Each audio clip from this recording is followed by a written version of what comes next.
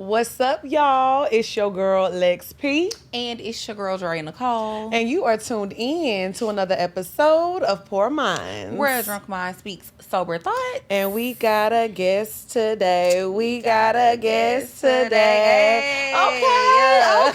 Man, let's go. So, you know what? We love a good businessman. Yeah. A producer of one of your favorite artists. Yeah, so we got Chase in the building today. Thank you so much for coming. I'm honored. It's an honor. Yes, thank you for being here. So give a proper introduction. Let the people know who you are and everything you got going on, because it's a long list. Man, Chase and Cashe, known for being a music producer, known for being a music artist now on the business side of things. Can't Buy Respect brand owner, creative director, also partner in the store in Nashville, the Trenches Gallery, which y'all were. Yes, lit. We're blessed to have y'all come through there. Lit. And we got lit in that bitch. We had a great time. So I appreciate y'all for that. Of course. Overall, just trying to grow with the times, man. Been in the business since 17, going on 35 now. Okay. And just trying to take it to another level with it, helping the younger generation learn about business, and then at the same time, anything else I can learn, right. Keeping that on my plate as well. Right. But, globetrotter, always moving around. A traveler. More importantly, I feel like we in a great time for black business. And, my main thing is always trying to keep raising the bar, man. Keep pushing it. So where are you originally from? I'm from New Orleans. Born and raised. I'm from the west side, the side that don't get that much respect, but we starting to get it now. Oh, we yeah. talked about this before. Yeah. Why is that? Man, look, you know how they talk about Atlanta, like the north side. You know Yeah, what I mean? that's But how Houston is. Right. Yeah, you got the certain parts of the city, but, we starting to have a couple of people come from the west side that's, being able to do their thing. It's called the West Bank. That's what we call it down there. I had a boyfriend in high school. He was from the West Bank. He Oh, used to always say that, He like, a Katrina nobody baby. respect. He got to be a Katrina baby. Yeah, he came to Houston during the Katrina. Yeah, man. So, from the West Bank, got family all over the city, though, but everywhere I go, I try to keep New Orleans with me, man. That's something that's embedded in you. It don't matter how far you go. You can't get away from it. From New Orleans, do not let you forget that they from Not New at Orleans. all. Not at all. You know what I mean? So, you put me in a room with them. Right now, I guess I'm sounding more proper. Yeah. But That's what I was like, where your accent Your is? accent I gonna lost come it out, over yeah, time. baby. Nah, but if you put a couple people in here, you put a couple of them in here, you know what I mean? It'll come out. It's in a gonna come heartbeat. out. Right. Look, we're gonna get him on that tequila later. We're gonna hear it. Okay. We're gonna hear it. We said Buku was down, you heard me? Yeah, all that. Whoa, That's what was we down trying with to you? What's Yeah. Look, I'm from Orange, Texas, so I'm super country. Like, I'm on the border of Louisiana and Okay. Texas, so it's like I love everything country. So I loved going to New Orleans. Like, that was like a big trip to me when I was growing up. Like, if we went to New Orleans, baby, you had money, you was finna have a good time. No, that's a fact. I Yes. mean, I'm half and half. Now in New Orleans, we don't consider New Orleans country, but I think people who are from the South, we look we kind of group the South together as a family. We definitely do. We look at BR and Lafayette and all the Yeah, that's the outside place. country. That's country. That's you know what I mean? country So, for and my real. people from Mississippi originally. You know what I mean? Okay. My mom from the Gulf Coast, and my dad is from a small town up near Oxford and Memphis, not far from there. okay. You know what I mean? So that's country. You know what I mean? Yeah, Like, yeah. I actually got a farm in my family. You feel me? And Really? they country as hell. That's They too wild. country. So in New Orleans, we're a little bit of both. You know what I mean? Because your ancestors come from all over the place. You know what I mean? But New Orleans is New Yorkish in its own way, you know what I Right. mean? Where you got I people could from the agree with projects and all that different type of shit, and people very, very territorial in New Orleans. You know what I mean? If you've been there, you familiar with Uptown, Downtown, Third Ward, Seventh Ward, Ninth Ward. Everybody repping where they from, but that pride, you know what I mean, that we have and where we from. You know what I mean? I always try to keep that with me. Because it's such a unique place, just like New York. Like, I Yeah. feel like New Orleans is a very unique place. There's nowhere else that you're going to go in the United States that will remind you of this. That's a fact, especially with it being black. You Yeah. know, y'all be in Atlanta. You know, Yeah. I grew up so how you said with New Orleans, that's what Atlanta was to us. You know what I Okay. mean? When you young and you going to Atlanta, you know, You New was Orleans. doing something. Yeah, because New Orleans Yeah. is so diverse. You know what I mean? As Right. much It's as like it's a melting predominantly pot. black, it is Yeah. a melting pot. You know, we got Vietnamese, Arabs, all these different people down there. Right. But we would go to Atlanta and go to the Underground Mall. That shit used to be yeah. like, It was like, what? yeah, that was the move back then, you know what I mean? And my parents used Atlanta to like educate me on my blackness, took me to the Martin Luther King spot, you know what I mean? All those different things. And that was where I felt like the first time I really got to see Black people everywhere doing everything. You know what I mean? Yeah. So you was woke as a kid, because I ain't know. I wasn't woke. But for sure, I wasn't woke. my parents was definitely, you know what I mean, trying to instill in me, my Blackness and understanding what that is at a higher level. So I commend them for that. You feel me? But definitely wasn't nowhere near woke at all. And then we listened to the Hot Boys. We listened to He Took Me to His Crib. Come on, man, all that. So, but nowhere near woke. Yeah, New Orleans has great music, great food. I used to love going to New Orleans like as a kid. Yes, I used it to was go there all the definitely time a because I vibe. have family from Louisiana, so we used to always be out there. Y'all did a Poor Minds out there yet? Not We haven't, yet, but we really Man, want. come A lot on, of what we gotta do? They gotta I'm be the next telling you. spot. What we for gotta sure. do? But they have been asking, like the New Orleans girls, you know, we paying attention, you know, we see y'all, we definitely gonna come for on, sure. man, Yeah. come pull up, man. So I do want to talk about that today because I feel like us being in this space now, being business owners, like, you know, we're a little late to the game, you know, like I just turned 33, Drea's 31, and we're just now, you know, getting in business. But you said, you know, you were 17 and that's when you kind of, have you ever had a job? Not being funny. Yeah. So the only job I've ever had was working at Foot Locker. I mean, when people How long say did you work there? I worked there from like 15 to when I graduated. Okay. that's what I'm saying. Like, I knew it. I could tell because most of the time when people talk about they been doing business, they've never had a job. And you know what? My parents were big on, like, my dad used to tell me, you know, if you're going to live in this house, you got to get a job. You got to make your way, you know what I mean, if you're going to stay here. I didn't really show signs of going to school because once I got interested in music, I pretty much was putting all my time towards that. Right. So I think my parents were just trying to prepare me for, like, whatever my plan B was because I think they saw that I wanted to do music. Right. But coming from New Orleans, there wasn't really no path of, like, how you going to make it as a producer. The only thing I knew was Master P and Cash Money. Right. You feel me? But I didn't have no direct connection to them at the time. Me and Spitter from, like, kind of like the same group, same range. He was like a little bit before me. So I saw people who was doing the music, but I wanted to take it to what I thought was a commercial level because I grew up wanting to be like Timbaland and the Neptunes and Missy Elliott and all that type. And we didn't have that type of music in the city. You know, we had bounce artists. And as much as I love bounce, that's not the music that I wanted to make. So my parents used to tell me, my dad used to be like, you're going to have to get a trade or you're going to have to get this. And that to me was like, okay, if I'm going to take a job, it got to be something I like. And fashion and sneakers was always something I was into as a kid. So a girl I was in school with, one of my homegirls, Carmen, she used to see me coming to school all the time with different shoes on. So you was like that freshman again. And we wore uniforms. We wore uniforms. So shoes and your hairstyle was like the way you express yourself. Okay, gotcha. So Carmen came to me one day in class and she was like, we got a job. We got an opening at my job if you want to come apply. So I was like, yeah. I went and did it just because I was cool with her. I ended up getting a part-time job.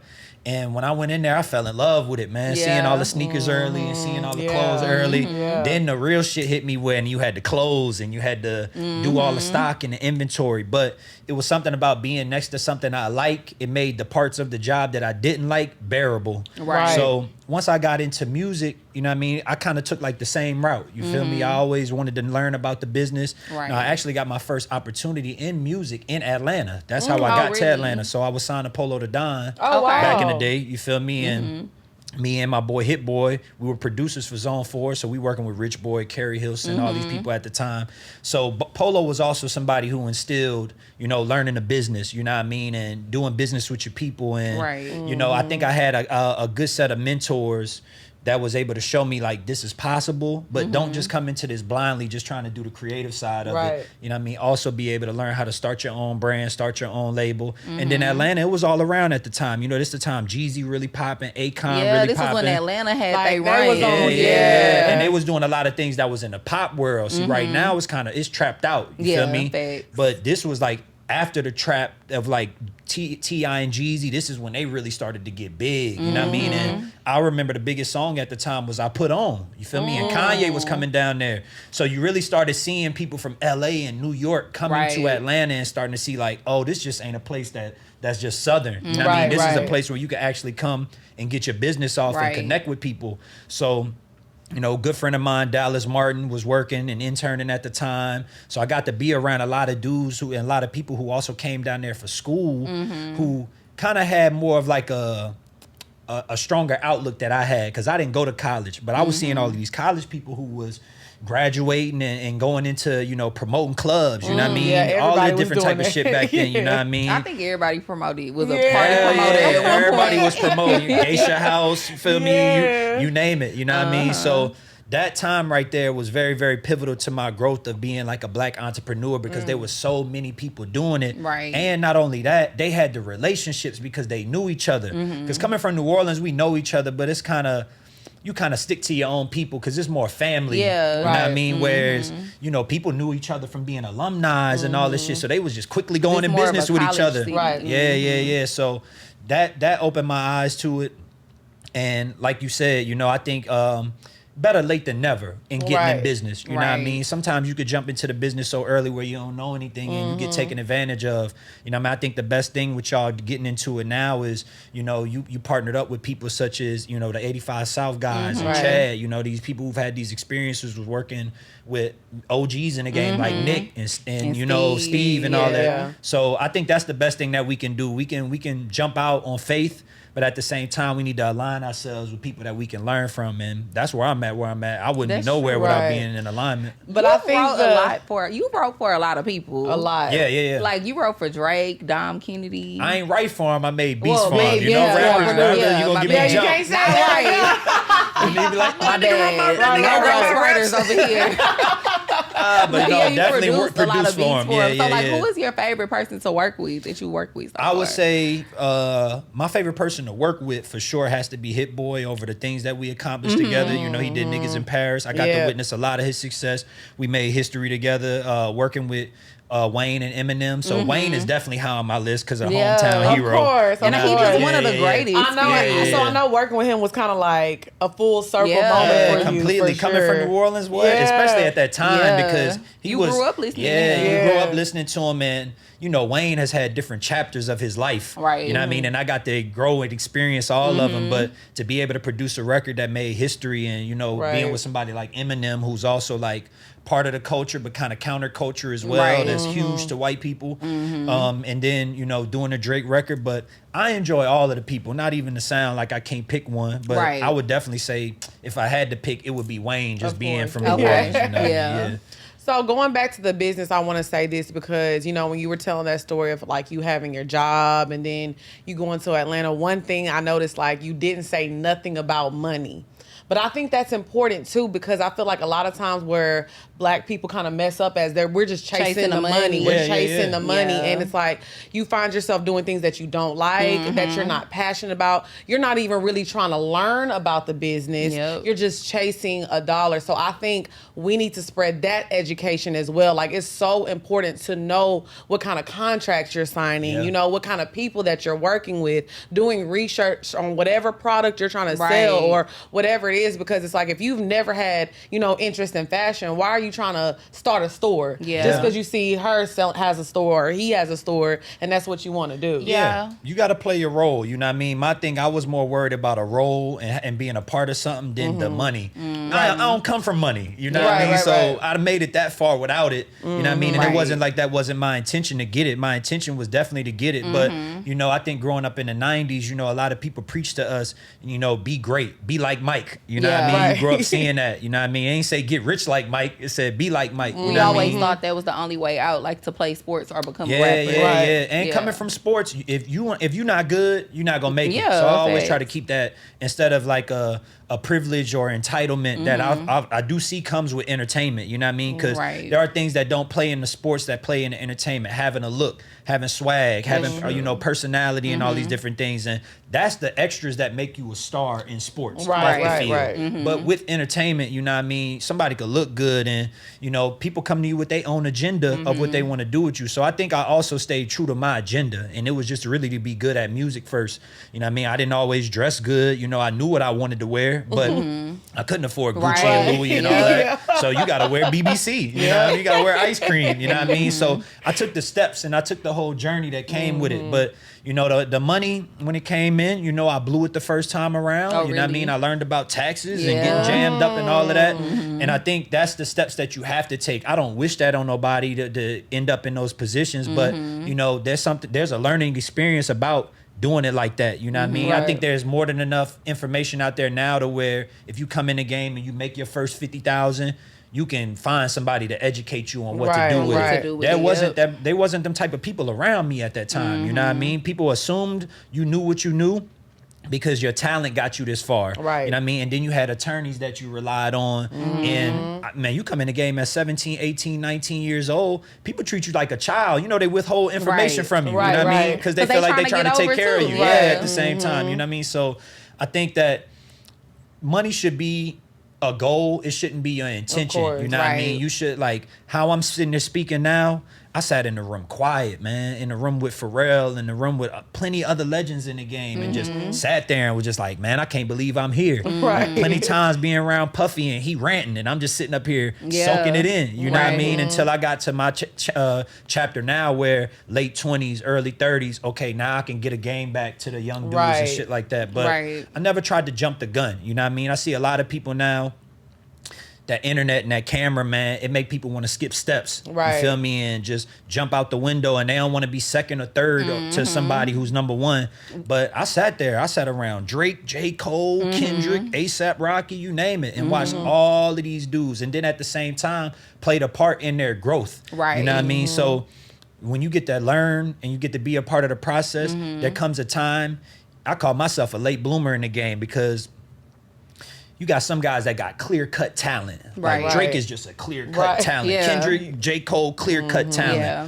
And sometimes you got to play them dudes close so you can learn the game. You know what I Right, mean? right, And I right. met a lot of people through them.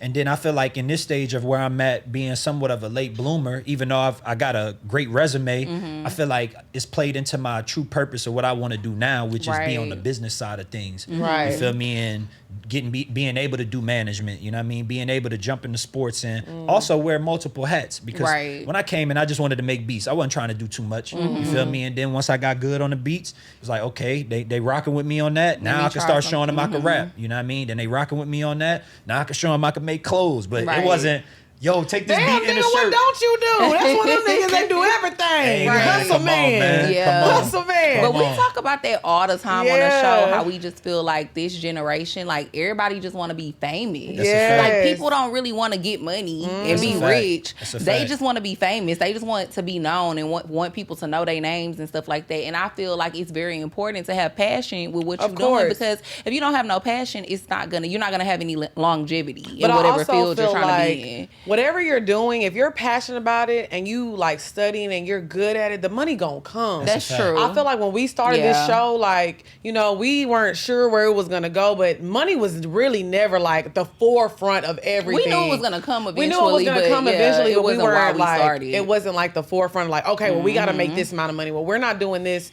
if this is not getting paid and this and Right. that. It was just like, man, let's just create this content and have somewhere where black people can watch and have a good time, especially black women. You know what I'm saying? And y'all mentioned passion, but I think what you just said on the last sentence was a purpose. Who Yes. y'all doing it for? Right. 'Cause it's funny, I was just talking to right. my man yesterday. We just recently watched the Lil Baby documentary, and there's a scene in there where, you know, they telling them not to do the Grammys because they feel like it was a slap in the face because they ain't giving them nomination. Right. And Baby know his purpose. He just like, Right. man, I got guys in jail that need to see this. Yeah. You know what I mean? He could have took it a whole different way and been Right, like, nah, right. they don't respect me and this and that.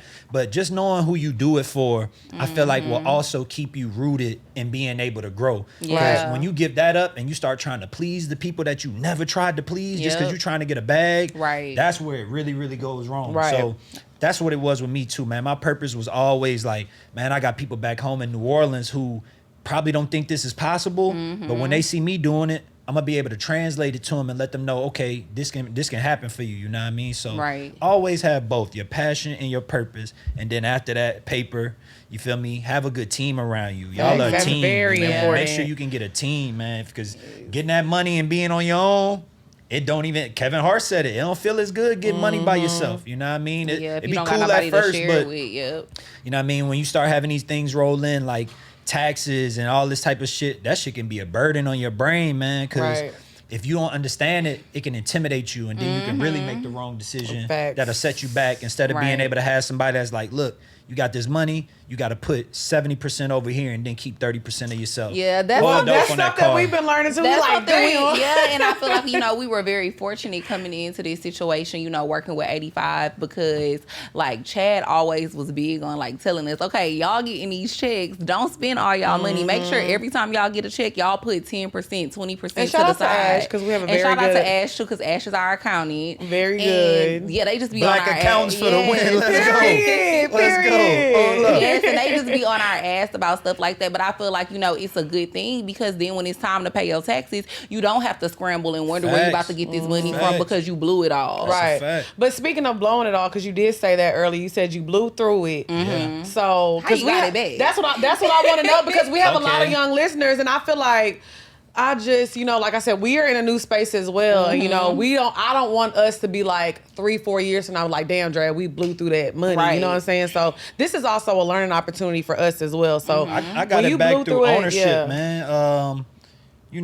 This is y'all show. Y'all have equity in this. In the songs I produce, I have equity in them. So, when the royalty started kicking in, at that time, in music, it works like this. You make a record, you don't get paid from it until a year later. Now, you get advances. So I was getting paid like good advances, 15, 20, 25,000 for a beat.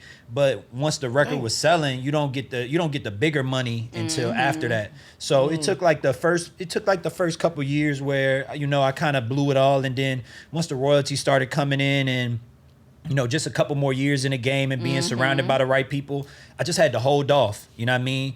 You learn about not living past your means. Yeah, that's really what it is. Yeah, we talk about that a lot. You want the crib that's $5,000 because it's dope. It got the ill stairwell in the pool, but right now you gotta live in the $1,800, $2,000 house right now. You know what I mean? So I think that's really what allowed me to get it back. Was like, what are my means right now, and really listing. What was the most important to me? What was most important back then was being able to travel anytime I needed to get to an opportunity, being able to get back home to family anytime I needed to, being able to get equipment, the things that kept me working, you know what I mean? And occasionally get fresh, you know what I mean? Because you got little different things coming. Hustle Man gonna put that shit on. You know That's what your I mean? nickname, Hustle Man. But you know what I mean? Because at first it was, you come in the game, you seeing all these dudes, man, I'm seeing everybody. They pulling up crazy whips, they pulling up crazy fits. I'm like, I gotta go get me 3 Gucci belts off the whip. Right. You gotta start with one. I'm not gonna ever tell you not to get one, but you get you one. Yeah, you go wrong. You know the saying, if you can't buy it 3 times, then don't buy it. You know what I mean? Or 2 times, don't buy it. So I had to really learn that. You know what I mean? The first time I remember going into Phipps, I was like, I'm about to blow it all. And I did. And I did it for my homies too. So, it's a lot of that also. You got to know who you trying to impress. If you're going to look out for your homies, then, you got to do that to a certain limit so you don't overextend yourself. Because at the end of the day, when the money dry up, and they wasn't a part of it, it's on you to get it back. Now, I just was blessed to be around Hit Boy and a bunch of other guys that was talented, so it kept me around opportunity. If Hit Boy got an opportunity, I got one. If I got one, then he got one. So that goes back to also being in a team and having the right people around you. So you have a lot of businesses, because I know like Dre is about to start launching another business. I know I'm working on things, and we want to have things outside of Poor Minds as well. So you name like 6-7 different businesses you got. So how do you prioritize that? Like, is there one business that, this makes me the most money, so I pay it the most attention? Or does everything get all the same amount of attention? Like, how do you juggle all that? So I learned about a thing called the holding company. And a holding company is what I would like to call, and most people call, an umbrella company. So that's the kind of like the person in the back operating as a corporation, and then all of these other companies are kind of like subsidiary subgenres. Like how you got rap, then you got trap music, and then you got R&B, and you got neo soul.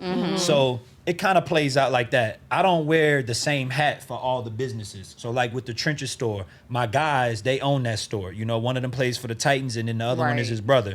They own the store. What I do with that is kind of like general management and helping with the things that I'm already good at that I do for my business. So we use the same blank companies, you know what I mean? We use the same manufacturers. So when I get my stuff made, they get their stuff made. You know what I mean? So it's kind of like everything kind of has to mesh together, because if you do try to wear the same hat for everything, it can go bad for you. Right. You know what I Right. mean? And my biggest thing is not overextending myself. I got great business partners on the management side when it comes to helping with producers. One of my best friends does that. And then on the brand side, my other best friend helps me with that. So a lot of going back on the back and forth on the phone. I'm more of like the consultant person. You know what I mean? And the fact that we have manufacturers that do the labor for us, you know, a lot of it is really just allocation and making sure that we within budget. You know what I mean? Knowing how much it's gonna cost to get shirts done. You know what I mean? Finding out the time to get it planned. A lot of it more than anything is planning. You know, when it comes to buying flights, making sure you're not buying a flight a couple of days out because you know them flights will jump on you and them hotels will jump on you. We know. You know what I mean? So Hey. more of that, just anything, just all communication. You know what I mean? There's some times where I take a step back and my partners take the lead, and then there's moments where I take the lead. You know what I mean? There's certain times where I gotta travel and then they don't, and then there's moments and vice versa.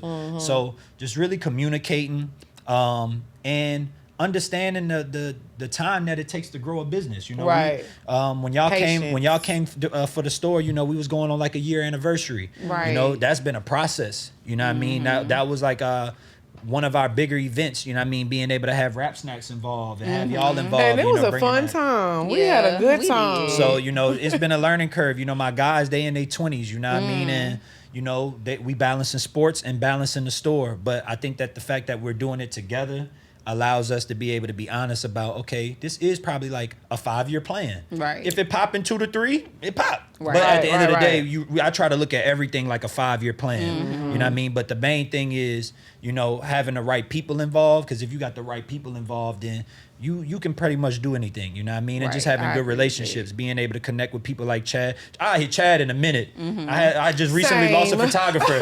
I'm like, bro, I need somebody to take these pics. He like, I got you. I'm gonna put you on the Yeah. text. Chad Yeah. know You know what I mean? everybody. He really do. They He really do know look hustle everybody. man number 1 and hustle man man number number 2 because two. Chad Yeah. knows everybody. There you He go. get there you go. Speaking of, There you go. hustle. Nice. So I think, is that like a New Orleans thing? Like Yeah, niggas just yeah, from yeah. New Orleans just know how to hustle? And I we just stick think it's together, like an man. innate thing. Yeah, and we from stick there. together, man, because Yeah. ain't not too many of us make it out.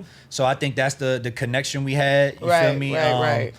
And the main thing is just wanting to see people win. You know what I mean? New Orleans is big on community. You don't have much. So 9 times out of 10, when you do give somebody something, it's going to be something that you could use. Right. You know Right, what I mean? right. Somebody come knock on your door, yo, I need some red beans. I need some rice. It Now really we get like talking. that. Yeah, nah, Lex like love a bean. it really I get love like a that. good You know what I bean now. mean? So that's what it is. Well, let me ask you this because I noticed you did say like your best friend runs this and then your other best friend runs that, and we get this the most question like out of How do we do everything, like how business? is it running a business with your best friend? And like for us, we had our problems at one moment. We've talked about that before, but now I think it's so like it's smooth now. Like you know we got it now. So for you, like how was it working with like your friends, and did y'all have a rough patch, and like how did y'all get through that? No, I didn't have no rough patch with my guys. Damn. We all started in music together. So I think the commonality of us having our own individual music situations. Right. And we dealt with a lot of the same problems. That's what made us come together to begin with. Because I knew them before, you know what I mean? And we was just cool. But it's like you deal with so many of the people doing bad business, and you deal with so Right. many people, you kind of aware of who to stay away from. Right. So it was just like, man, well, we might as well work together because we know who not to fuck with. So let's be the people that people should fuck with. You know what I Right. mean? Right. And that's my main thing now. Not to say that we don't have disagreements Oh, on yeah, certain of things, course. you know what I Yeah. mean? Yeah. But I can't say we had any rough patches in business personally between us that made me be like, I don't want to work with them, you know what I mean? I kind of know I'm so good with energy. I know when I'm Same. just like, look, Yeah. let me just let them tell me what they got to tell me, and so I don't respond out of emotion. You know, let me just hit them back the next day. You know what I Right. mean? Or let me just do this another time. So I think everything that we've been through, you know, we also keep in mind like, what's the goal? You know what I mean? What's the goal? Me and my man on the music side, we don't really butt heads because he kind of like was my manager, and I learned the management game from him. Now my man I do the brand with, you know, we have back and forth just due to our personalities. We outspoken, you know what I mean? So, you know, it could just be, you know, I'm creative at the end of the day, so I could have 5 ideas on the table. And he'd be like, "Bro, we only got enough to do 2 of them motherfuckers." You know what I mean? That is us, because Dre be like, "Let's do this, let's do this, let's do this, let's do." I'm like, "Wait, let's narrow it down." And I've always been that way, but I think it's important too to just not do business with your friend just because y'all are friends. That's a fact. Because I think a lot of people just fact. want to do business with their friend because they be like, "Well, we cool with each other, you know, and you seem like you a good employee, so let me go ahead and do business with you." But working for somebody and working for yourself. Yeah. It's completely different. Right. And you'll see something. You in business, you're gonna see things that you don't see personally. Right. And you know what I mean? Yeah. And somebody's character, you know what I mean? And how somebody handle things. You know, we all handle things differently. And I think that's the common thread in business is kind of let somebody have their way. You know what I mean? Like negotiation is one of my favorite things. You know, one of my favorite books is based on that. And, Right. you know, you always got to meet in the middle. You know what I mean? You can't, I don't always try to win. Have your you know what I way, mean? Yeah. Like sometimes winning is losing in business. You know what I mean? 'Cause Right. you'll lose somebody that got connections at the end of the day just because you was fighting over trying to be right. Sometimes you gotta let a motherfucker go with they play, and then when it go wrong, you just like, Then you be like, "Well, actually, remember I had a plan." Right. that's a fact. And then you just double down on it, and then you do yours. Yeah. You know I think what a lot of times in business, though, you have to let go of that ego. That's Yes. where a lot of people fuck up at, is that ego gets in the way of so many things. And they feel like, "Oh, well, I'm this person. I'm supposed to do this and that." And it's just like, you know what? Sometimes in the moment, you just got to let people have it. Yeah. And I think that's a true leader. Of just, you got to let people have it, because you have to run something at the end of the day. Right. Everybody got to get paid. Yeah. Everybody got to do their job. So you know what? I'm going to let you have that. Where is the solution? That's you a know, fact. like, why are we focusing like on the problem? So I Yeah. think that is the quality of a leader that a lot of people don't realize and don't know, because they feel like if you're running something, you have this big ego and I got to be the man in the building. But honestly, like when you see the real person that's running shit, they know how to put ego out the door. And a I fact. think too, you just have to have compatible work ethics. Yes, You gonna do that's business big. with somebody. That's big. Yeah. Yeah, Look, because I'm rocking with you if you go hard. If you wrong, you wrong. because But it's if- like we both might not know nothing Thank about you. business Right, yet, but but we if your tryna work work. ethic, Yes. Hell yeah, yeah. no, that's then I big. could fuck with it. That's big. That's big. Because if you have somebody on your team that's lazy and you doing all the work, that's going to start a whole nother world of Oh, Right. problems. I see it happen all the time. That's how managers feel a lot of times with artists, man. You know, they always say that you can't make somebody want it more than they do. Right. You know, Right. and I'm big on that. But effort is everything to me. You know what I Yes. mean? It's everything. Yes. What's up, y'all? It's your girl XP. And it's your girl Dre Nicole. And y'all, holiday season is among us. I know we are trying to find a gift that is different, unique, and also affordable. So Etsy.com is the place for you. Yes, one thing that I absolutely love about Etsy is that each of your purchases supports a small business. Yes, and we love supporting small business. You're buying directly from the maker. It ain't no, got to get it from this person, that person. You are supporting somebody directly. So if you're new to Etsy and you've never used it, you're going to use code MARY10 and get 10% off of your first order. That's MERRY10 to get a discount. So what you're going to do is go to Etsy.com and get 10% off of your order. It has to be $50 or more, but it's holiday season. Whatever you want is going to be on Etsy.com. Happy holidays.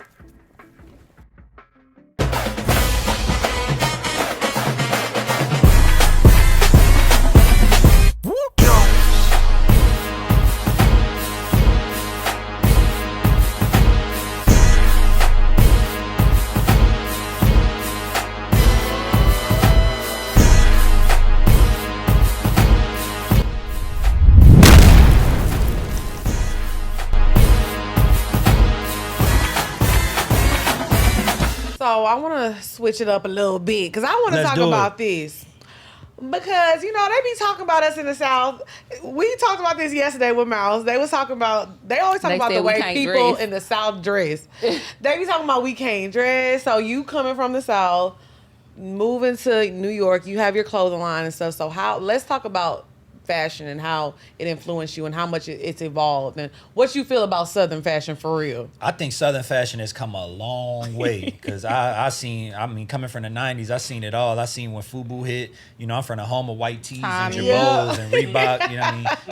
Tommy with the triangle, the fake Tommy. You know what I mean? Remember when Bootleg niggas Tommy. used to be wearing red monkey? Yeah. the You know what I mean? Visu Red and Monkey, stuff. Visu. I just drove past that Visu store. You Really? know what I mean? Yeah, it's right up the street. You know, we had Rockaware. You know, we had all that. Sean John. South Pole. South Pole. South Pole, man. A time. That was my shit in high school. I used to love me some South Pole and Baby Fat. I need to see all your high school pictures because your outfits that you talk about. I used to put that Y'all shit had demo. on. Y'all had demo in Houston. Y'all had demo in Texas. Wait, what's the demo? Demo was a clothing store that sold Baby Fat, Fat Farm. Oh no, we had City Trends. Yeah, that was Okay, City we got Trends. That's where City Trends everybody would too. get Yeah, their we shit got from. City Trends Everybody too. would go to City Trends to get their shit, but we used to wear all that shit, and we used to wear Dunks and Jordans. See, Like, I that went was, to. like, the big I always thing. talk about this. I went to an all-white high school, so I was like the Abercrombie and Fitch, Wow. Old Navy. Yeah, that was me growing Never. up. That wasn't our. Never. That I wasn't where we was no, going. And when I that went to- Abercrombie and Fitch Never. documentary Yeah. dropped, That's I a was good one, like, though. That's a good yeah, one, I though. was tuned in because I mean that's what it was. It really was like you had to have Abercrombie and Fitch Yeah. on. It wasn't ever like Baby You Fat. was thick wearing that? Look now, first of all, She said- I was a She slim. wasn't thick I'm back about then. to She was say, a how skinny you legend. thinking of crime I was a Abercrombie? That ain't slim gonna fit. ting. I used to be a slim Okay, ting. okay, Okay. okay. I was slim in high school. too. Yeah, I was a little slim. It wasn't The this. girls in New Orleans, they had too much ass for that. They ain't Yeah. wearing that. You know what I mean? Girls was wearing Dickie suits. They was shopping at Rainbow. We used No, to wear see, Dickie suits. Dres, you are wild. Baby Fat. How? You know what I mean? Definitely like the little velour suits. They used to go crazy. The little J-Lo suit. That's what Nah, we we used used to to call wear them. that. We used to wear that. Girls used to be rocking the jellies. You know what I mean? Okay, the okay. Melissas. The Chinese Yeah. Yeah, the slippers. Chinese we slippers. did that. We did that. Yeah, you know, so and New Orleans is more of a place too. Like women got crazy hairstyles. It's a hairstyle we grew up on called barrel rolls, and a lot of the girls had barrel rolls back in the day, and you know different braids and all these different things like that. And then you know obviously dudes with dreads, and you know we had the boozy fade first. It was the New Orleans fade before BR niggas picked it up. You feel Okay, me? I know that. If you go back and look at Juvie had the first Oh, fade. You Give feel New me? Orleans niggas they credit. Stop Yeah, playing. man. You know What what I kind mean? of hairstyle you had in high school? You always had like I had long a curl. hair. Yeah, I had a I curl. know that's I had right. a curl with a fade, and then I always had long hair, so it was either a ponytail or some kind of curl. You know what I mean? We had a period where we went through the afro and all that. But Really? yeah. We had fros. You know what I mean? Hustle man with the curl. I all know that. that's But right. I think fashion has come a long way just due to you know the internet being able to open up a lot of eyes yeah. to the South. You know, in the South, you find with your neighborhood. You know what I mean? And you know, media is different down there. You know what I mean? Like we watch TV for.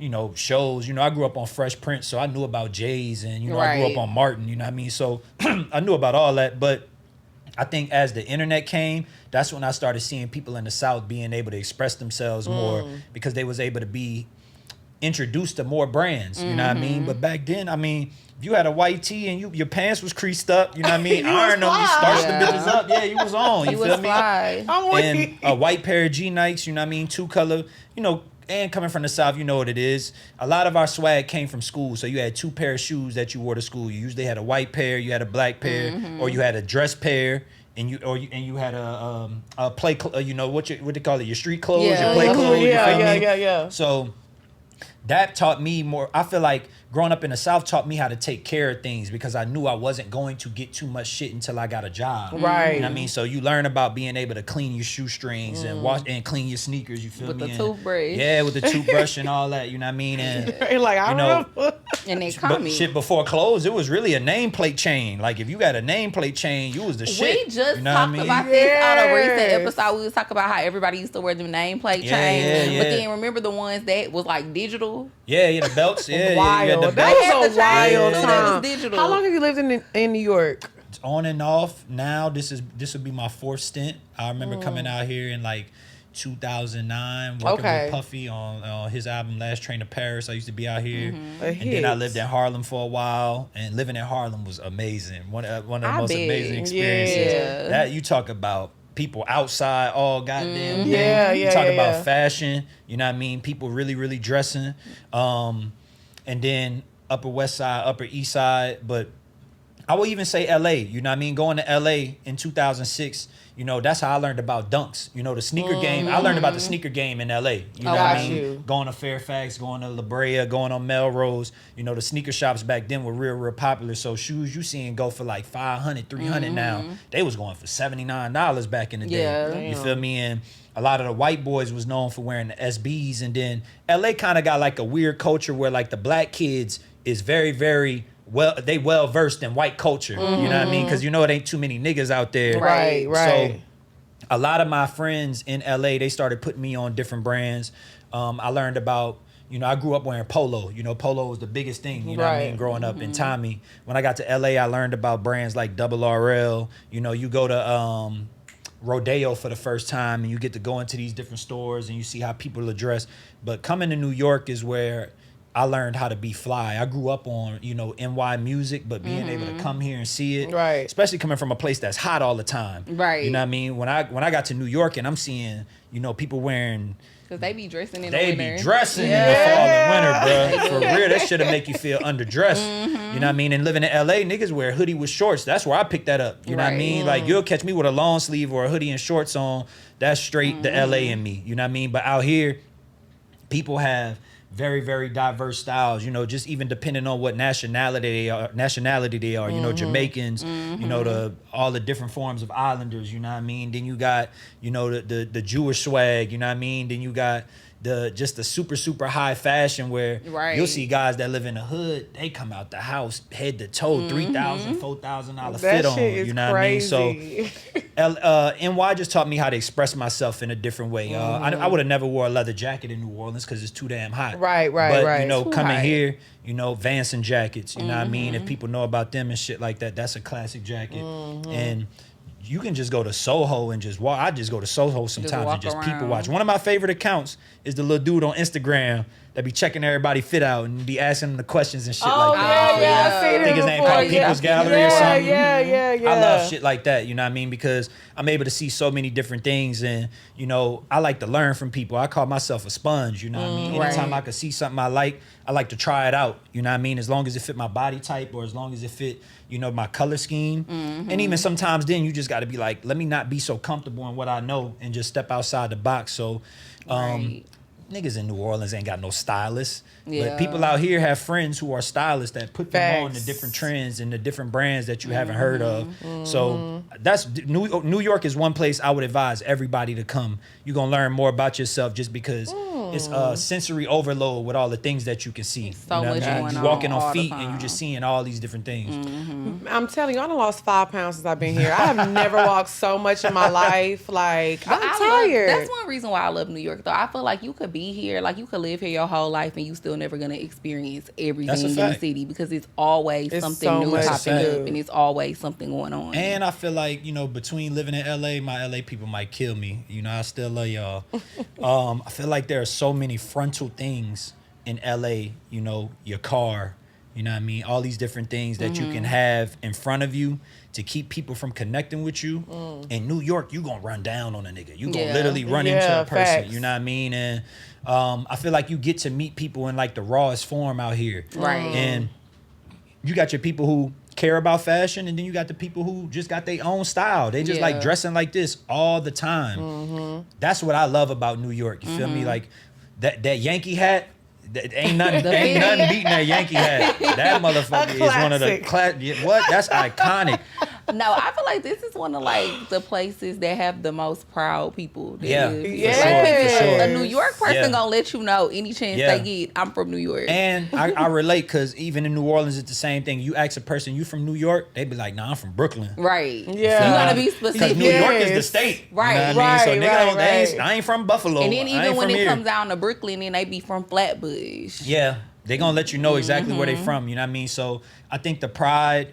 If you come from a place that, you know, doesn't have this type of diversity, you should definitely come here and experience it because, you know, it's going to just open your mind up, man. Like, I never want to not be a New Orleans nigga, but at the same time, you know, we got a short time on this planet. I want to be able to experience as much as possible. You know, my next goal is to spend a lot of time in London, like I spent time in New York. I mean, because I got friends from London and they just tickle me. Really? They are, because they... you know, they come from so many different backgrounds, Ghanaian, Nigerian, all these different things. And, you know, they packed into a small area. And I feel like they all pick up slang from each other. You know what I mean? Right. You talk to some people from London, they talk like Jamaicans damn near, you know what I mean? It's Because there's such an crazy. influence Right. that they have over there. And that's just what I want to bring, you know what I mean, to black culture. I think that, you know, we say it all the time, that we're not monolithic, like we're not all the same. But I do think sometimes being American, we don't connect to the Enough to diversity enough, you know what I yeah. mean? And, you know, fashion is a language, you know what I mean? And I think, you know, you can connect with people through that. And then eventually, you know, one thing I always say, I didn't grow up having Asian friends like that. You know what I mean? Even though we got an influx of them in New Orleans, you know what I mean? I kind of stayed in my circle. But when I got to LA and NY, I started getting different peers in my circle. I remember going to their house for the first time and then making me take my shoes off. You cannot step foot in my house now without taking your shoes off. Really? No. It's can't. strict over there. Can't. And it's not because it's not because I think your shoes dirty or Right. you dirty. Right. But It's it's just just the meaning behind that culturally, Right, you know what I mean, right. that I related to, of just being like, nah, before you step feet in my house, you know what I mean, you're gonna leave that Leave bad that energy at the outside, door. Yeah, right. you know what I mean? Yep. And I ain't grow up knowing about don't sit on your bed with outside clothes. Right, All that. You know what I right, mean? So yes. you pick up these different things as you go along in your life and you meet different people. right. Right. So, What's up, y'all? It's your girl XP. and it's your girl, Dre Nicole. Now, y'all know we love some erotic stories. So if you're that person, like you reading a book and something like made you feel a little type of way, you watching a movie and you always rewind that scene back, Dipsea.com is exactly for you. New content is released every week, so that's another thing that I love about it. And you can always find something new to explore. Yeah, so they're bringing scenarios to life, whether it's like a sound that you want to hear, a story. They have Saronis J. Jackson, ER Fightmaster, Luke Cook, and more. So what you're going to do is you're going to go to dipsea.com/Poor Minds. That's 30 days of full access to the whole entire app. So go to dipsea.com/Poor Minds. So this is going to help you sleep, get your rocks off, whatever you want to use it for. Dipsea.com/Poor Minds. Period.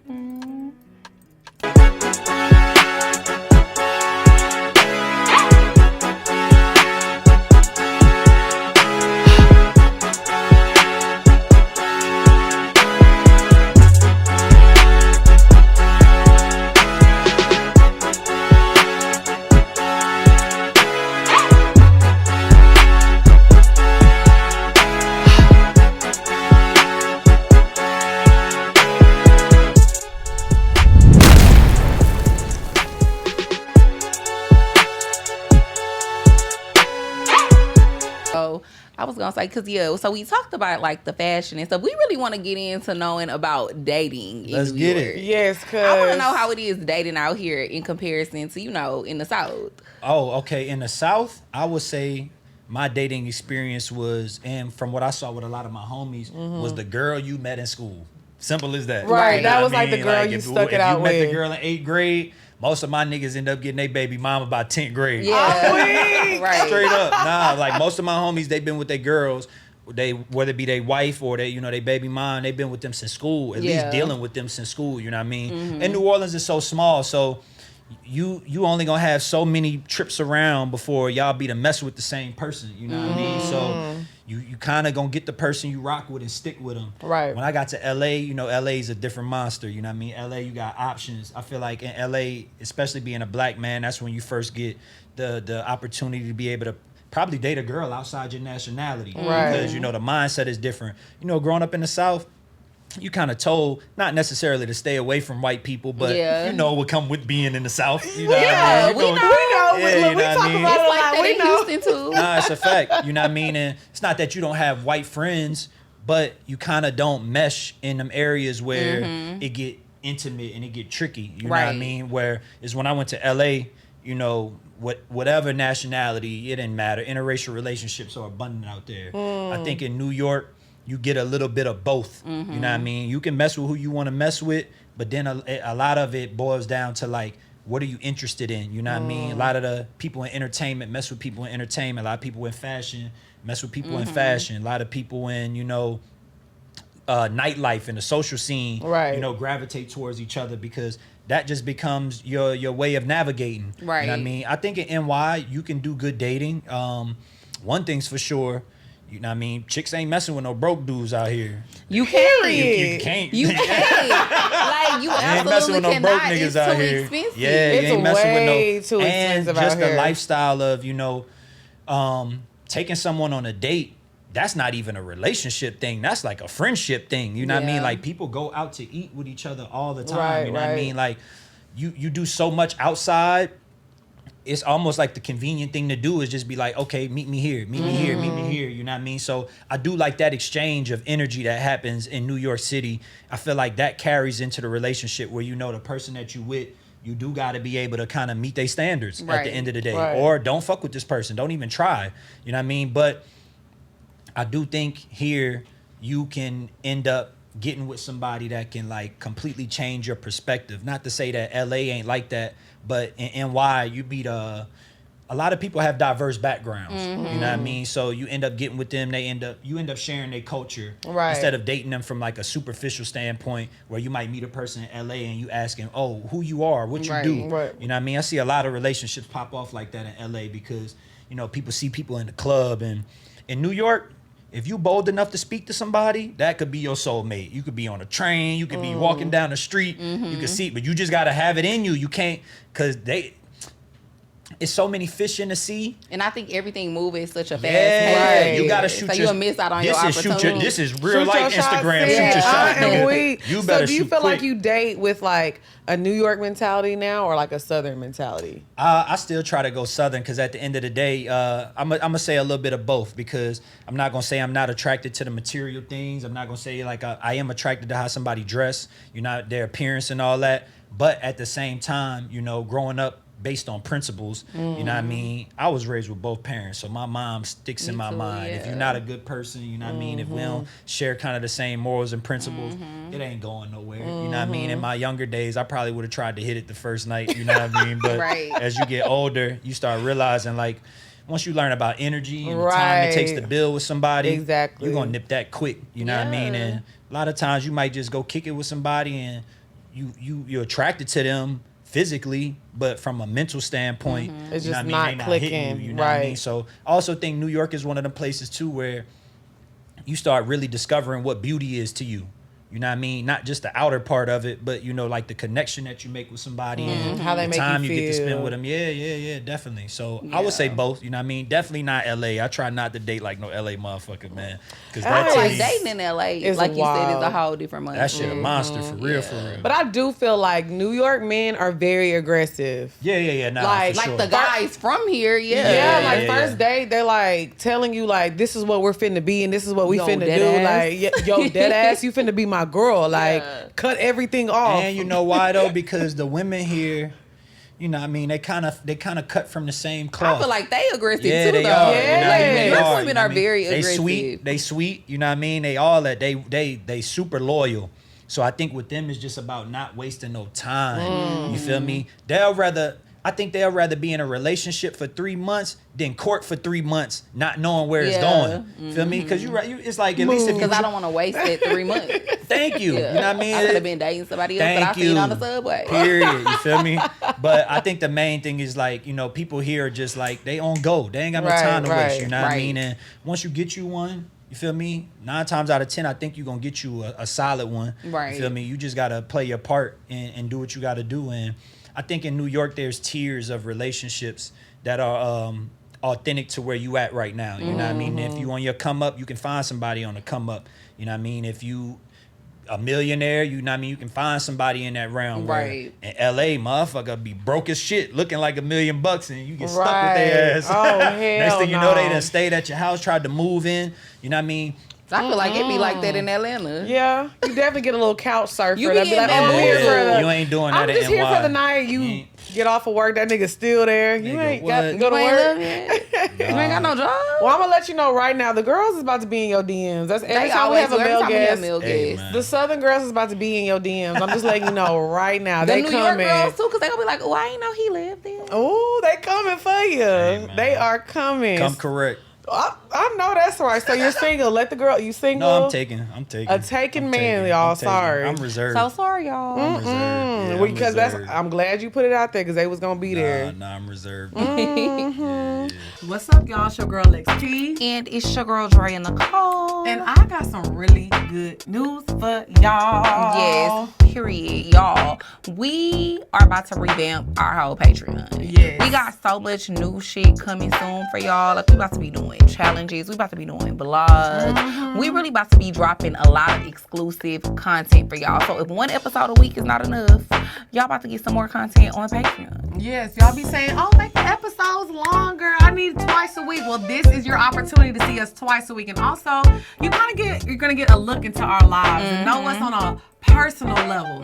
So make sure y'all sign up at patreon.com/Poor Minds. Sign up today. There's different tiers. So if you want audio only, you can just listen. If you want video and audio, we have that too. And also we have a top tier where you get exclusive access to merch, shows, all that good stuff. So go to patreon.com/Poor Minds and sign up today. Period. This episode is brought to you by BetterHelp. Hey, what's up? It's your girl, Dre and Nicole. Navigating through any of life's challenges can make you feel unsure, whether it's a career change, a new relationship, or becoming a parent. Unfortunately, life doesn't come with a user manual, so when it's not working for you, it's normal to feel stuck. That's where BetterHelp comes in. BetterHelp has connected over 3 million people with licensed therapists. It's convenient and accessible anywhere, 100% online. As the world's largest therapy service, BetterHelp has matched 3 million people with professionally licensed embedded therapists available 100% online. Plus, it's affordable. Just fill out a brief questionnaire to match with a therapist. If things aren't clicking, you can easily switch to a new therapist anytime. It couldn't be any simpler. No waiting rooms, no traffic, no endless searching for the right therapist.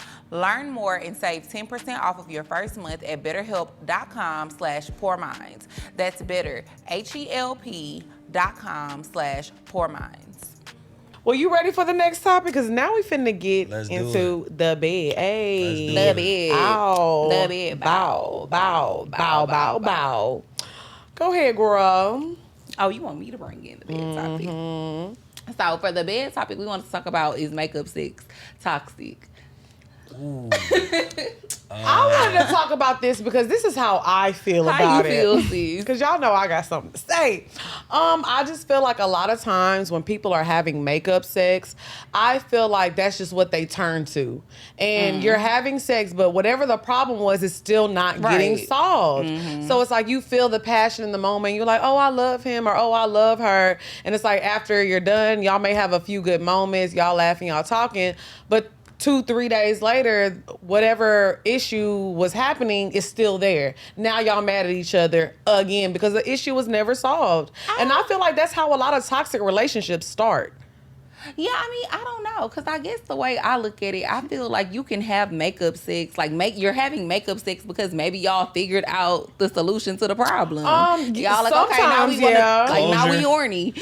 Right, but I feel Right. like a lot of times, you know, you be in the middle of an argument and it's just kind of like, okay. See, I've never did that before, because if I'm mad at you, I don't want to have sex with you. No, that's a fact. I'm definitely. Like, I'm not trying to fuck you. Yeah, I'm off you. Well, maybe it's just me. Yeah, you just You be having horny. arguments with I'm niggas and then 30 minutes later. So I've been in a Is it situation. like, but not, the arguments is different. Because, I mean, arguments is an argument. You know Right, what I mean? right, You argue right. with somebody, maybe 45 minutes later, you can be back on some, like, I Right. was tripping. Right, you that's was what I'm tripping. saying. Like, But when it comes to, like, disrespect, I can't have makeup sex after disrespect. Yeah, Right, we right. need That's to a little figure this different. shit out. I don't mean like things as far as like that goes, but I'm saying like if we having a little disagreement, you like, okay, I was tripping, whatever, and we have Tripping sex but is good. Yeah, I like Tripping tripping. is a little You was tripping. disagreement. You but was I'm tripping. saying, but it's still like You was know, tripping sex is good. When we finish, it's still kind of like okay, but I'm still kind of upset. You know what I'm saying? Because if you do it again, okay, let's give a situation. Yeah, give us a scenario.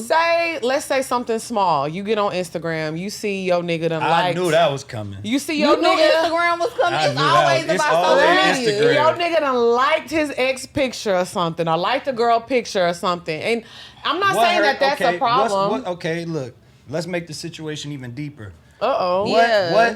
What's more? What get you more mad? him liking a girl or a certain girl he's connected to? A certain girl. Okay. Let's talk about a certain girl. But mind you, so are you a jealous person? No. I'm not even saying this is me. I just see problems that people have. I'm just giving an example. But it's like, I feel like this. You are never wrong about the way you feel.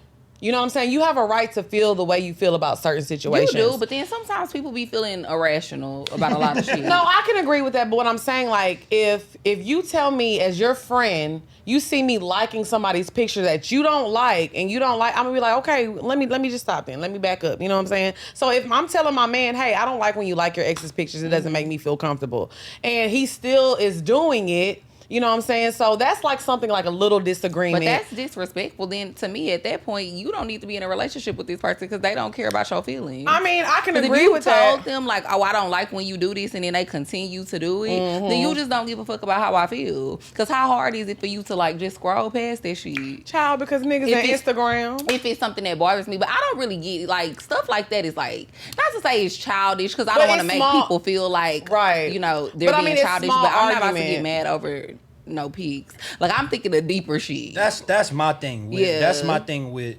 women in relationships with men on social media. Right. Especially the type of men that women go after that they know have social media. Like, you know, a nigga got mad followers and dealt with women before you get with him. So you either gonna get you a nigga without Instagram or a nigga with Instagram at this point in time. And it's rare to find a nigga without Instagram these days. Now, my thing is, you know, if you know, you catch a dude in the comments saying certain things that, you know, leaving the hard eye. Yeah, you know what I mean? Like, niggas be tripping with that, you know what I mean? Or if somebody screenshot your nigga in their DMs message, and you know what I post mean? it on their story or some shit, you and know you what I like, mean? oh, hell no. Well, I'm just saying, either way, though, something much. small, you know, we're talking, because I don't want to get into the, like, of the disrespect and having sex, but I feel like your nigga like a picture, it may have made you upset, y'all can be getting into it about it, but y'all don't necessarily solve the problem. Y'all end up, you know, why y'all having just sex. don't go like 10 niggas pics? I mean, that's some shit I would do.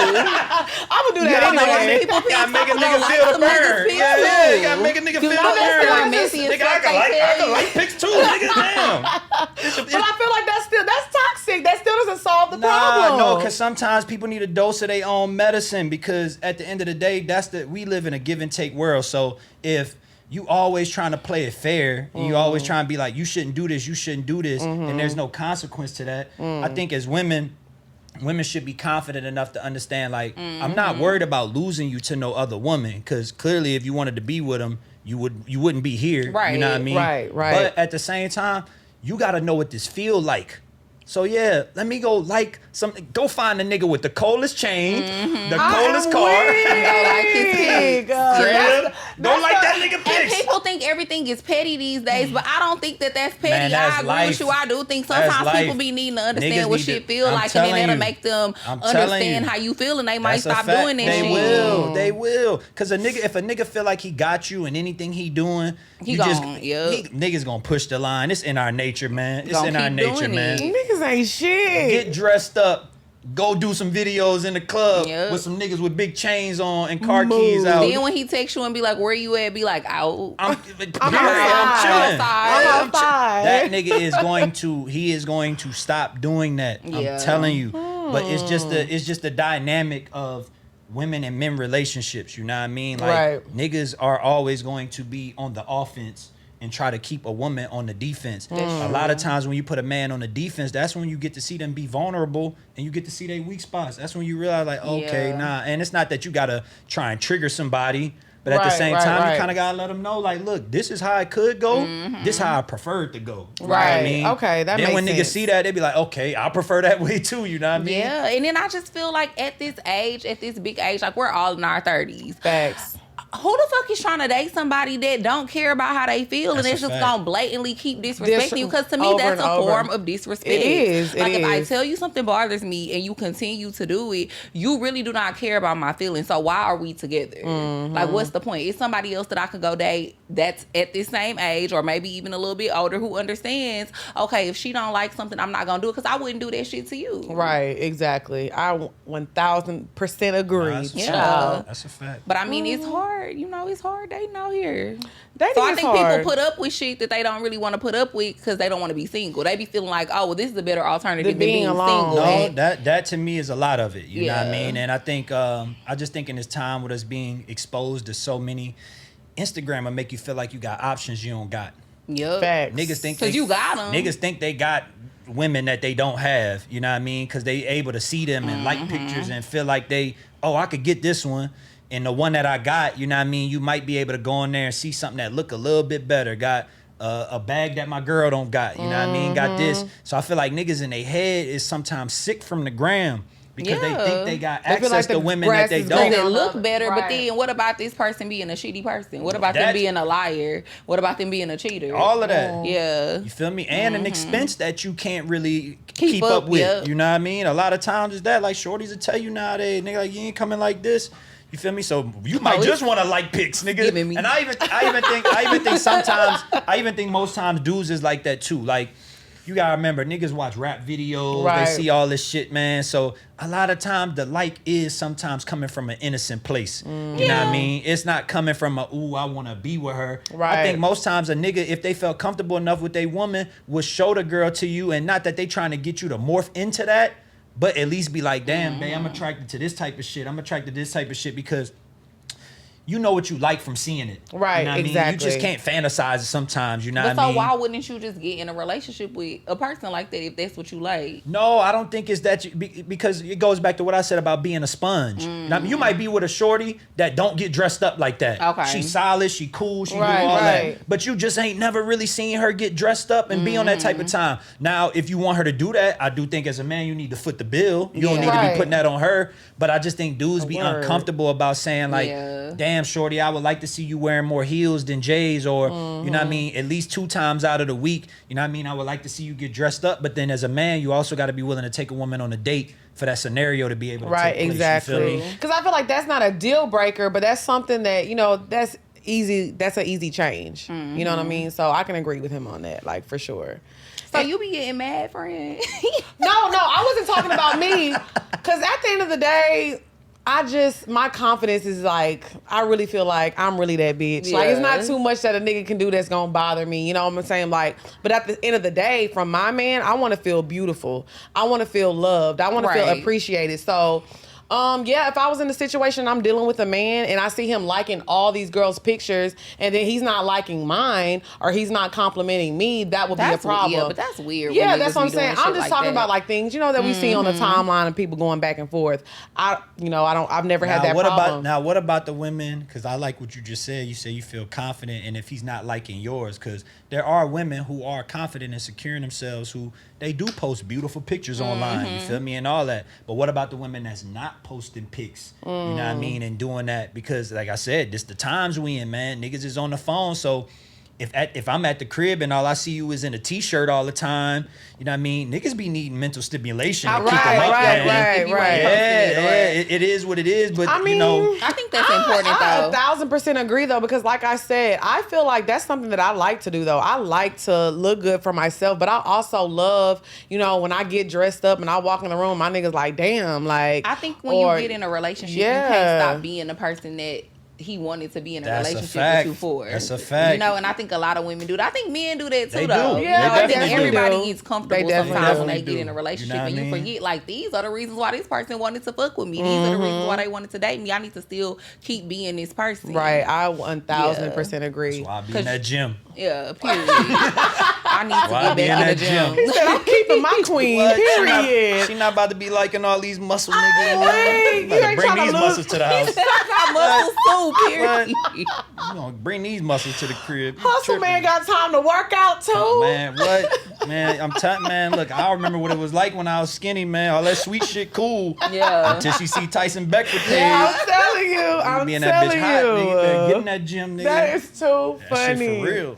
But yeah, Oh I my do feel like God. that's important. Like I said, I think one thing about me and Dre, I think you can agree, we take pride in the way we look. I have Yeah. always, I'm not saying that looks are everything, but I know initially when people see me, that's what it is. That's you the know? initial attraction when a man see you. When a man sees me, it's the initial, the Yeah, body, it's actually really cool to get to know y'all because I think that's a huge thing with men. oh, yeah, of looks can course. be intimidating. Yeah. I know y'all had niggas liking y'all For shit all the time, sure. but y'all actually are cool women. Thank Thank you. you. So that's what niggas really be wanting. You know what I mean? But And I think people always, like, from what meets the eye, people never think we as cool as we really Right. yeah, they probably think y'all bags are nothing.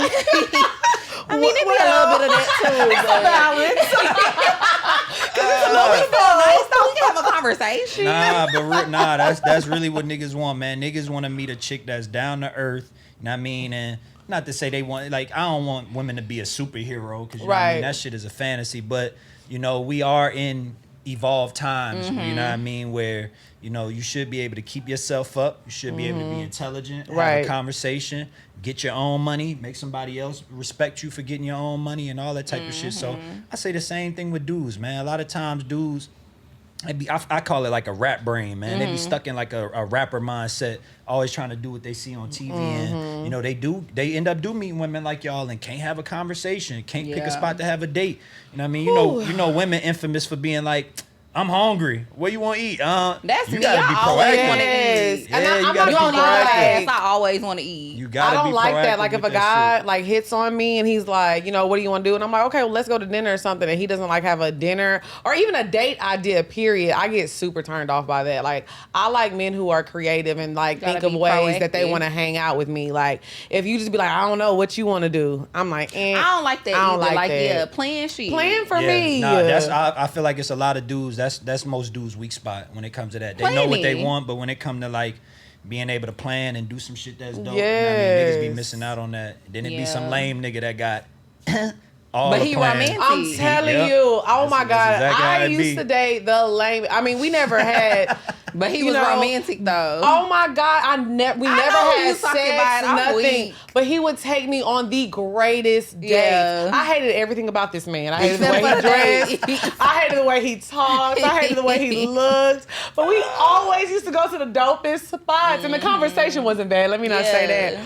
But it was just like. Niggas get creative when That's they gotta try harder. Yes, Yeah, but yes. that You gotta shows try harder, thoughtfulness nigga. too. Pull 'em out. Yeah, like I like people who pay attention to what I say and then they do it. Yeah, and niggas is wavy as a man can be. We can't just think we the catch. You know what I Right, mean? right. I feel like that is truly for the women. You know what I mean? You gotta know you a good dude. You gotta know what you bring to the table at the end of the day. But I think a lot of niggas think they the catch. That's why they be like, "What you want to do?" Yeah, I What you hate it. wanna I'm do?" a catch ass nigga. No, you or not. do you know I'ma that throw like, you I'm who back. I am and I'm special? It's like Roll relax. with me here. Yeah. Come to the studio. It's like, y'all niggas Oh, tripping. and I hate come with me to the It's a studio whole bunch of ass come to the studio nigga. ass niggas in Atlanta. Bro, oh my God. nah, Dating in niggas- Atlanta They love is a studio But I'm date. glad that you said the dating in New York and stuff is positive because the dating in Atlanta is terrible. Yeah, nah, niggas got spots they can bring you to out here. You feel Yeah, me? like- Because you're gonna meet her outside, so at the end of the day, then you might meet the girl. Let's say you live in Manhattan, she might live in Queens.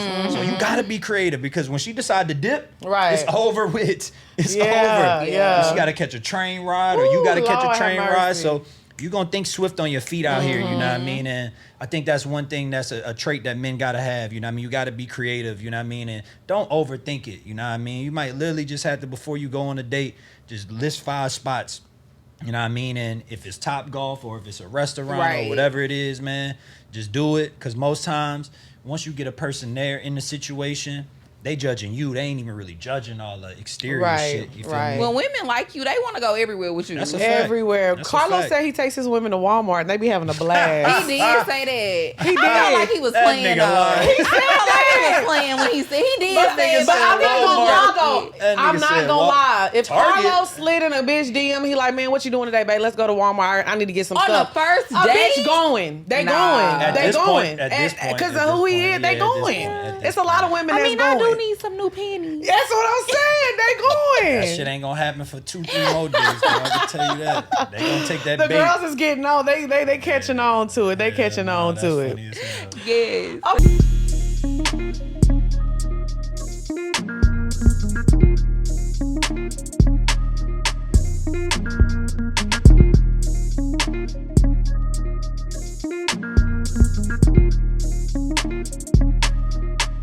we gonna get into the bop. Hey. The bop. Ow. The bop. Bow. So We got I intro have songs for everything. a bop of the week, and I have just been listening to this nonstop. I feel like, first of all, I've talked about this artist before, Pink Sweats. I feel like people sleep on him. Yeah. The R&B, like he is just, I have never heard a bad song from him, like honestly. So he has a song with Nakia Gold called Energy, and I, like you were saying earlier, I'm very big on energy, and the song is just, she's basically talking about energy and how you make her feel, how she makes you feel when y'all are together, when y'all in the room, bad energy, good energy, because I feel like a lot of people don't pay attention to people's energy, and I just really like when people make songs about real life and you can really relate to it. So yeah, Nakia Gold featuring Pink Sweats, Energy, that's my bop of the week, fire R&B, period. Okay, my bop of the week is Tomorrow by Glorilla. She just been having a hold on I me love her. this summer. I love her. We play F&F at every show. Every single It get the show. crowd hype every time. Love it. And Like, I she love, just got, like, feel-good bad bitch music. she really does. And then she had said something on Instagram the other day that I really liked. She said, I don't care what y'all think about my body. I'm not getting a BBL. I'm not changing my nose. She's like, I'm beautiful, and this is who I am. And I love the fact that she has reached this amount of success, you know, not having a BBL or, you know, getting any work done or whatever like that. Because I feel like a lot of times people try to give other people, oh, she's only there because of how she looks. And it's like, no, some people just got really it. have raw That's a fact. talent. Some people just, you got the it factor or Yeah. you don't. And it's like, Glorilla is beautiful, you know, and I really just fuck with her music. Yeah, I do too. Yeah, so Tomorrow is a bop. It's I a agree vibe. with you So on what that. you been listening to? Larry June Organic Adjustments. I know my that's song. right. Yeah, Larry June Organic Look Adjustments. at Chad nodding his head. That's I right love up the his sample. alley. Yeah, I love the sample in it. I love that whole project. But yeah, I've been playing that song on repeat. So if you haven't heard it, Larry June Organic Adjustments, man.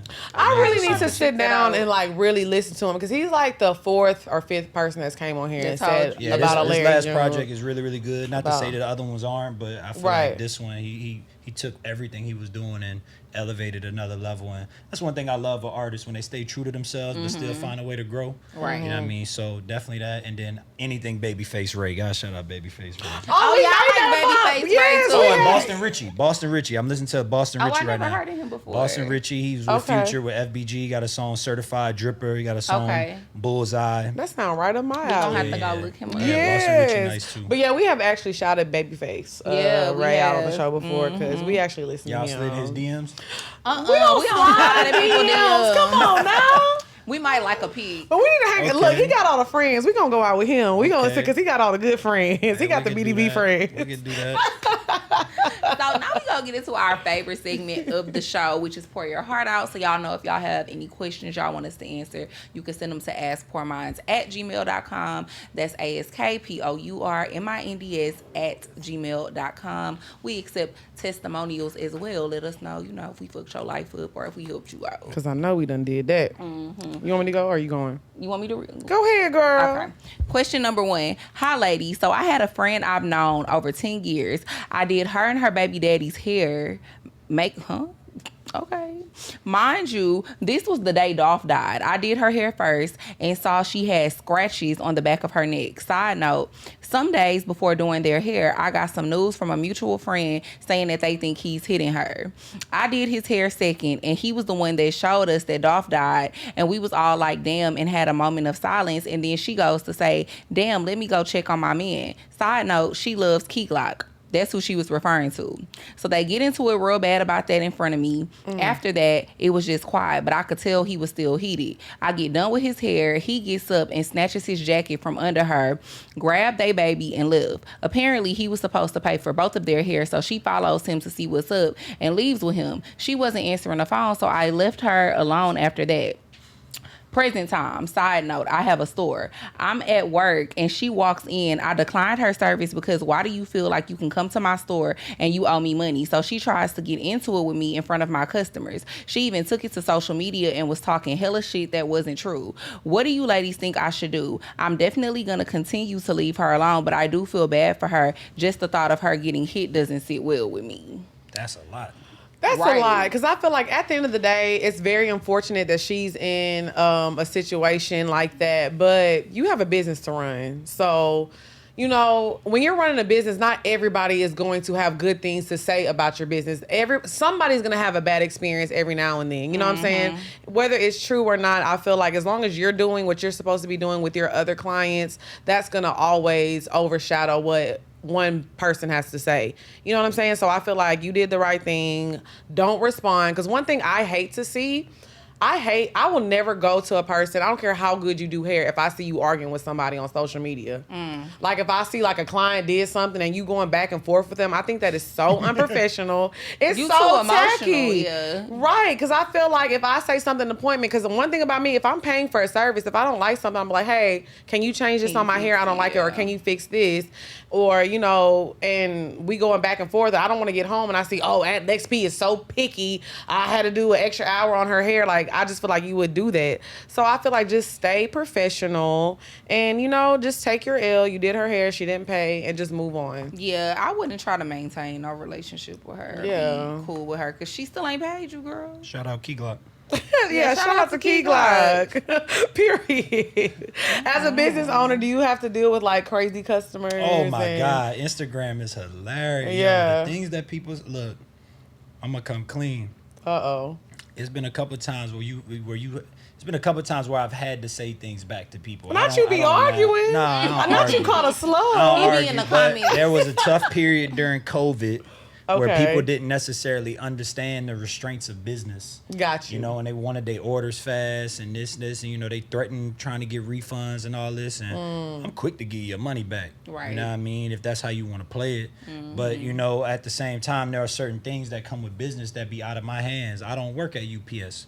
You know what I Right. mean? So if I give you a tracking number on your package, after I drop it off, I don't know. we gotta thug it out together. Right. You know We what I both mean? trying to But, figure it out. You know, people will come at you in crazy, disrespectful ways. And it's been a couple of times in emails. You know, like I said, I try my best not to do it on a timeline. But in emails, people will send you some crazy stuff. And, you know, you gotta let them know that, you know, integrity and the respect of my business is bigger than, you know, me even getting your money. Right. I give your money back and let the shirt still come to you just off the Right. principle, you know what I mean? And let you know. And anytime I see your name come through in the future, you know what I mean, you wouldn't get any of my product. You know what Got I mean? you. Especially at this point where I am. I'm a small business. So my reputation is super Me. important. Everything. I'm not Nike where, you know what I mean, I can give you some product and that shit could be however it goes. And I'm too big of a giant to even worry about you. Right. So, you know what I mean? But yeah, I'm not trying to do that on a timeline. I feel you. Yeah, I don't like to see that. Okay, question 2. Hi, Lexandrea.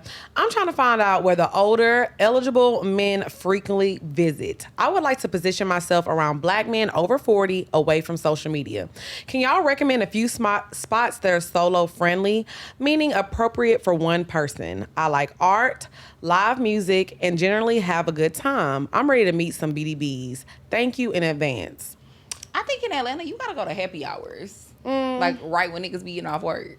Like If around Like- 5, like the time of like 5 to like 7. look, I'm taking in those too, but I don't go Buckhead. nowhere. Well, first of all, let me tell you what a BDB is. A BDB is a big dick baller. So a BDB is our little term basically, for 'em. this is a term for the men that got it. They gonna spend the money. You gonna have a good time. Are you a BDB? For sure. I know that's period. right. We I ain't love at the no BDB. happy hours though. Yes. Certified BDB. I ain't at no happy hour. Okay, so though. where you be at? My homies, men my, like you? my homies got Soho House membership, so you might catch me in Soho House. Okay. We like Soho House. Airport, man. I'll be The at the airport? airport. You can meet me at the That airport. that's a good In point the Delta too. Lounge. Yeah, I feel like you can find some BDBs in the Delta Lounge. Okay. In the Delta Look, at least Lounge, talk you know about what I mean? yup. They be up in I there. know that. Definitely right. museums, you know what I mean? But I feel like dudes that got real paper and real schedules, you probably gonna have to meet them in the vicinity of their workplace. So you was right on like eating it during the day and shit like that. You know what I mean? Like I'm a daytime mover. You feel Yeah. me? At Yeah. night, I really only move at night if I got the right people with me and shit like that. You know what I mean? Or it's something that I really need to be out with. More times than less, it'll be a friend in town that's not from there that I'll go spend time with them. But if I'm on my own, I tend to do most of my moving during the day. Yep. You know what I mean? So let's say in New York per se, you know what I mean? You got different restaurants, brunch spots, all these different type of places where you'll find somebody. At night, I feel like more than anything, you probably gonna see somebody on a date, you know what I mean? Or, you know what I mean, in a group where, you know, probably not gonna be able to get They're to not 'em. really looking. But during And the it's gonna day, be too crazy too. I feel like at nighttime it just be too much going on. You either gonna be at a club or a restaurant. Like you said, the restaurant gonna be packed. from But he's one right from now, one to think three, about it. from 1 to 3, you can catch niggas for sure. The The nigga having BDBs is lunch on his outside. laptop. Yeah, you know what I mean? Because most people, you know what I mean? BDB hour. Yeah, you know what I mean? Most dudes, now I don't know if I don't see too many black dudes doing that. You know what I mean? But you do have your certain people who, you know, they got studios and all these different things as far as like art studios. Right. Since she says she like art, you know what I mean? Dudes usually frequent like a coffee spot or something in that area, you know what I mean, that you can catch them at. And you might just have to go for 3 weeks straight. Right. You know what I mean? And then you run into a nigga, you know what I mean? You But might. I would say the airport, get you a first class, pay for first class seats. I think that's really the way to get to the people that you really want to. You know what I mean? Like there's a price of entry. There's a price of entry that you gotta pay to get to certain people. I agree. You know what I mean? Now where you may not be trying to trick on them, you may have to pay for them first class seats to get you around a different set of people. You know what I mean? That you run into. And a lot of times, most of the people I see sitting first class or fly a lot, you know what I mean? They in the Delta Lounge or they in that area before economy, you know what I mean? Simple as that.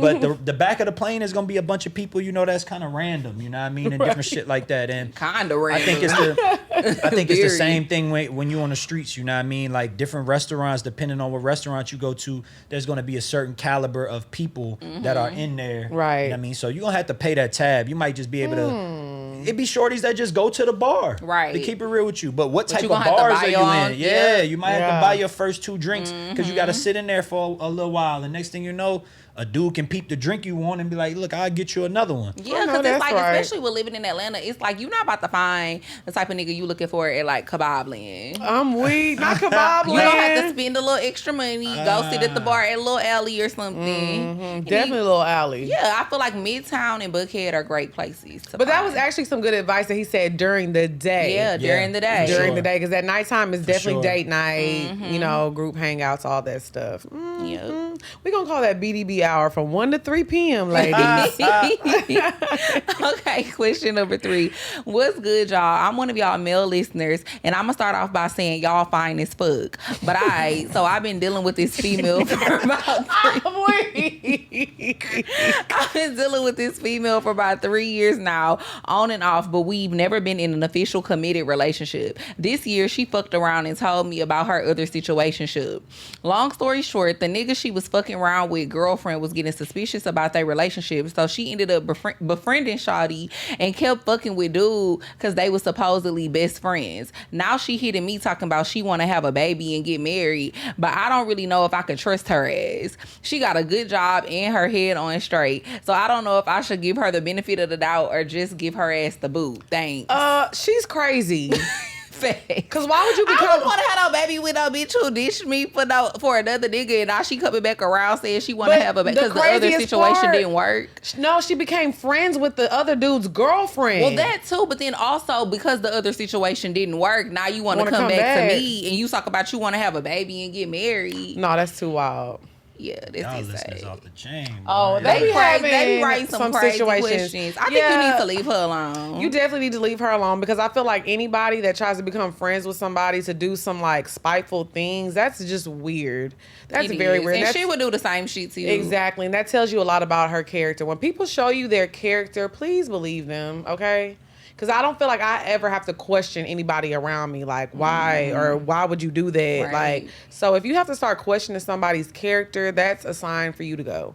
Yeah, give her ass the boo. Period. Let the hoe go. All right, well, let everybody know where they can find you at, what you got working on, coming up, all that good stuff. Find me on the internet, all things Chasing Cash. If you type in Chasing Cash, my Instagram will come up, my Twitter will come up.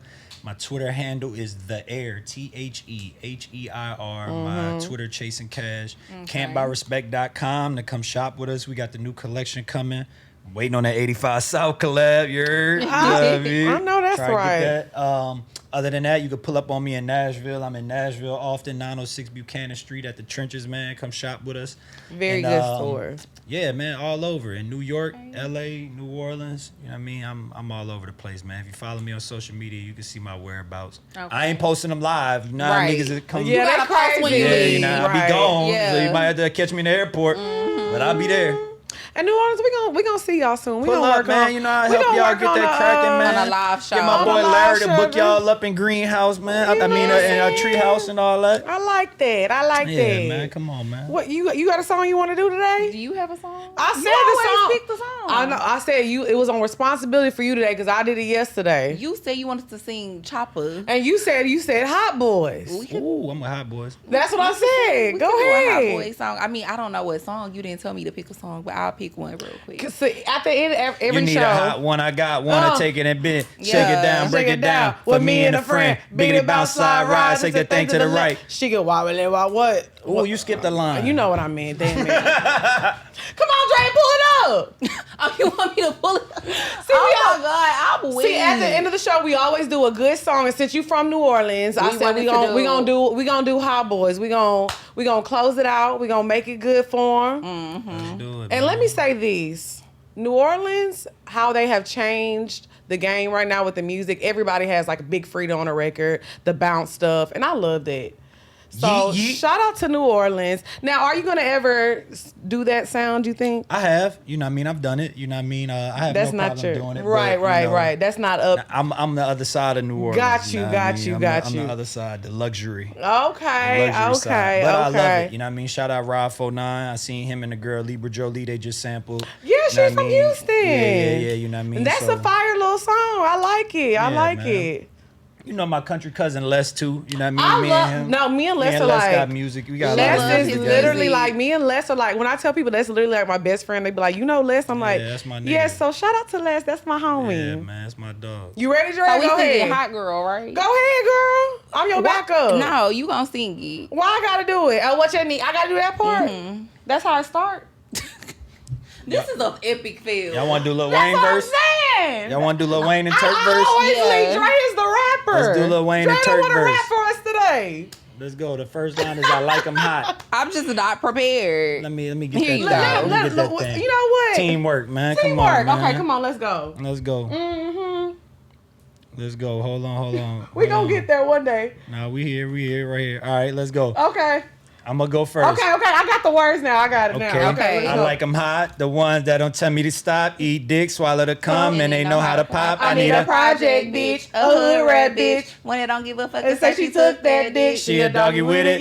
She can wobbly, then she know how to monkey with it. Open her legs and squeeze a nigga like she want me in it. Now turn around and back it up and throw it on a nigga till I say, ooh, that's enough. be a gangsta hoe. One that don't give a damn, that'll shake a hoe. One that'll stay still, keep it on the low. One that'll do time for me and say that fucking hoe. Girl, you know. And let Lil Wayne and that thing have it hurting and thumping. Baby like the 6 but I know he working with something. I'm Louisiana on fire. I'll snatch your lady if you a hot girl, baby. Slide in my Mercedes. What you need, boy? Hey, I need a hot girl. Oh, what you want, boy? I want a hot girl. Oh, what you need, boy? I need a hot girl. Oh, what you want, boy? I want a hot girl. Hey, Do it. Come on, man. You gotta do it right, man. Stop playing. I told y'all during this time I was listening to Avril Lavigne now. Jesus. Y'all know. I told y'all. Y'all gotta give me a listening break. to Complicated. I was about to say that. We got a bounce saying. remix for that. We got a bounce remix. Yeah, I'm pretty sure somewhere online. Everything. Yeah, we got that. Thank you so much for coming on Appreciate the show. y'all, This was man. really That a was fun fun, episode. man. This That was was fun. educational. The girls know where, to find the BDBs at, and they also know the importance of filing their taxes. Let's get it. We learned everything. So shout out to Hustle Man, man. Give it up for Hustle Man. Shout out my boy Chad, man, for setting it up. Thank y'all so much for tuning in, and we'll see y'all next week. Bye, y'all. Bye.